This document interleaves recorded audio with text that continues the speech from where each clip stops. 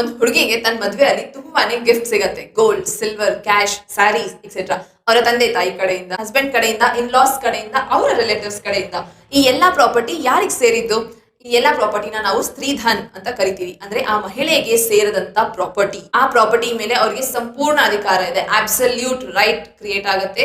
Section 14 of Hindu succession act ಇದನ್ನ grant ಮಾಡುತ್ತೆ. ಅವ್ರು ಅದನ್ನ ಹೇಗ್ ಬೇಕಾದ್ರೂ ಯೂಸ್ ಮಾಡಬಹುದು, ಅಥವಾ ಸೇಲ್ ಮಾಡಬಹುದು, ಅಥವಾ ಅದನ್ನ ಗಿಫ್ಟ್ ಆಗಿನೂ ಸಹ ಕೊಡಬಹುದು. ಸೊ ಸ್ತ್ರೀಧನ್ ಅಂತಂದ್ರೆ ಕೇವಲ ಮದ್ವೆ ಅಲ್ಲಿ ಕೊಟ್ಟಂತ ಪ್ರಾಪರ್ಟಿ ಅಷ್ಟೇ ಅಲ್ಲ, ಅವರಿಗೆ ಮಗುವಾದಾಗ ಅಥವಾ ಯಾವುದೇ ರೀತಿ ಅವರಿಗೆ ಯಾರೇ ಗಿಫ್ಟ್ ಕೊಡುವಂತ ಪ್ರಾಪರ್ಟಿ ಆಗ್ಲಿ, ಅವರ ಸ್ವಂತ ಅರ್ನಿಂಗ್ಸ್, ಅವರ ಸೇವಿಂಗ್ಸ್, ಅವರ ಹೆಸರಲ್ಲಿರುವಂತ ಯಾವುದೇ ಪ್ರಾಪರ್ಟಿ ಎಲ್ಲಾನು ಸ್ತ್ರೀಧನ್ ಅಲ್ಲಿ ಇನ್ಕ್ಲೂಡ್ ಆಗುತ್ತೆ. ಅಂಡ್ ಇದೆಲ್ಲದ್ರ ಮೇಲೆ ಅವರಿಗೆ ಕಂಪ್ಲೀಟ್ ಅಧಿಕಾರ ಇರುತ್ತೆ. ಸ್ತ್ರೀಧನ್ ಸ್ಪೆಷಲಿ ಡಿವೋರ್ಸ್ ಕೇಸಸ್ ಅಲ್ಲಿ ಹೆಚ್ಚಿಗೆ ಕೇಳಿರ್ತೀರಿ. ಡಿವೋರ್ಸ್ ಕೇಸ್ ಫೈಲ್ ಮಾಡಿದಾಗ ಸ್ತ್ರೀಧನ್ ನ ಡಿಮ್ಯಾಂಡ್ ಮಾಡೋದು. ಯಾಕಂದ್ರೆ ಕೆಲವೊಂದು ಮನೆಗಳಲ್ಲಿ ಅತ್ತೆ ಮಾವ ಅಥವಾ ಹಸ್ಬೆಂಡ್, ಇಲ್ಲ ನಾನು ಅವ್ರ ಮದ್ವೆಗೆ ಗಿಫ್ಟ್ ಆಗಿ ಕೊಟ್ಟಿದ್ದೆ, ಇಲ್ಲ ಇವ್ರ ಮದ್ವೆಗೆ ಮುಯಿ ಹಾಕಿದ್ದೆ, ಹಾಗಾಗಿ ನಮ್ಮ ಮಗನ ಮದ್ವೆಗೆ ಈ ಗಿಫ್ಟ್ ಬಂದಿರೋದು, ಸೊ ಈ ಪ್ರಾಪರ್ಟಿ ನಮಗ್ ಸೇರಿದ್ದು ಅಂತ ಹೇಳಿ ಅವರ ಪೊಸಿಷನ್ ಅಲ್ಲಿ ಇಟ್ಕೊಳ್ತಾರೆ. ಈ ರೀತಿ ಮಾಡಿದಲ್ಲಿ ಸೆಕ್ಷನ್ 406 ಆಫ್ IPC ಪ್ರಕಾರ ಹಸ್ಬೆಂಡ್ ಹಾಗೂ ಅವರ ಮನೆಯವರ ಮೇಲೆ criminal breach of trust case file ಮಾಡಬಹುದು.